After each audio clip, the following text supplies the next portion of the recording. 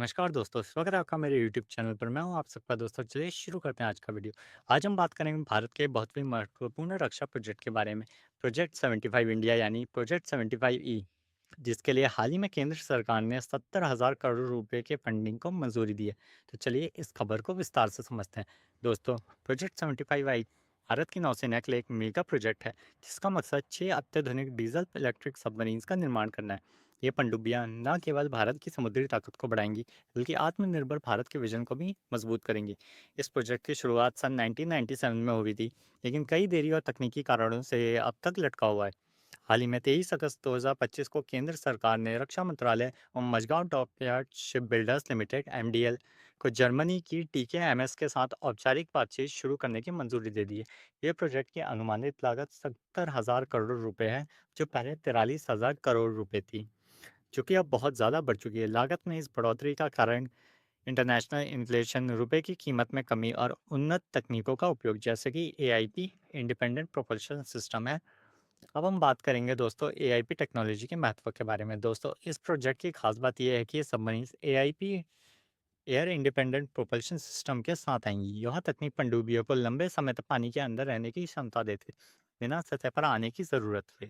इससे हमारी नौसेना की स्टेल्थ और ऑपरेशनल क्षमताओं में ज़बरदस्त इजाफा होगा। जर्मनी की टीकेएमएस इस तकनीक में माहिर है, और उनकी U214 एनजी पनडुब्बियां इस प्रोजेक्ट का आधार बनेगी।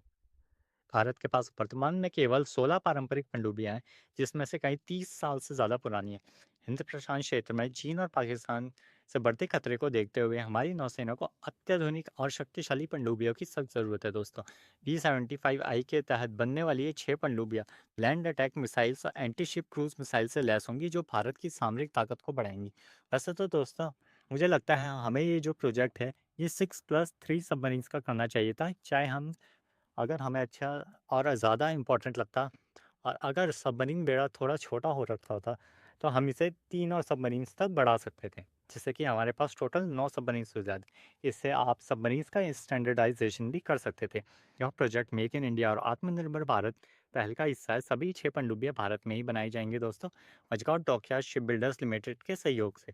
इसके लिए जर्मनी से टेक्नोलॉजी ट्रांसफर होगा, जिससे भारतीय उद्योगों को नई सुविधाएं स्थापित करने में प्रशिक्षण और अंतर्राष्ट्रीय मानकों को पूरा करने का मौका मिलेगा। इससे न केवल रक्षा क्षेत्र में, बल्कि रोजगार और तकनीकी विकास में भी योगदान होगा दोस्तों। हालांकि यह प्रोजेक्ट भारत के लिए गेम चेंजर हो सकता है, लेकिन इसमें कुछ चुनौतियां भी है। लागत में बढ़ोतरी, देरी और तकनीकी जटिलताओं को इस प्रोजेक्ट को प्रभावित कर सकती हैं। अनुमान है कि यह पहली पनडुब्बी 2032 तक तैयार होगी, यानी कॉन्ट्रैक्ट साइन होने के 7 साल बाद। इसके अलावा एलएनटी और स्पेन की नवांतिया ने भी प्रोजेक्ट के लिए बोली लगाई थी, लेकिन तकनीकी आधार पर उनकी बोली खारिज कर दी गई है। तो दोस्तों, प्रोजेक्ट 75 आई भारत की नौसेना को एक नई ताकत देने जा रहा है। 70,000 करोड़ रुपए का निवेश न केवल हमारी रक्षा क्षमताओं को मजबूत करेगा, बल्कि भारत को वैश्विक मंच पर एक मजबूत समुद्री शक्ति के रूप में स्थापित करेगा। आपको इस प्रोजेक्ट के बारे में क्या लगता है, नीचे कमेंट करके ज़रूर बताएं। अगर आपको यह वीडियो पसंद आया तो लाइक, शेयर और सब्सक्राइब करना ना भूलें। घंटी का आइकन दबाएं, ताकि आपको हमारी नई वीडियो का अपडेट मिलते रहे। मिलते रहें अगले वीडियो में। तब तक के लिए जय हिंद, जय भारत।